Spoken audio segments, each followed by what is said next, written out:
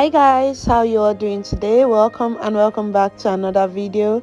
So in today's video I want to show you how I make these delicious and crunchy Nigerian rock buns. Like, this buns is so rich. Okay, so if you just want something to snack with your zobo drink or your soft drink, go ahead and whip this up. It's very easy and it doesn't take up to 10 minutes, to be sincere, because you don't have to leave it to rise or to do anything. Just mix and fry. It's that simple, and this is basically all of the ingredients you will have in your house. Okay, so I'm going to leave the whole ingredients or the recipe in the description box, so while you watch, do well to check that out and yeah, get everything in order.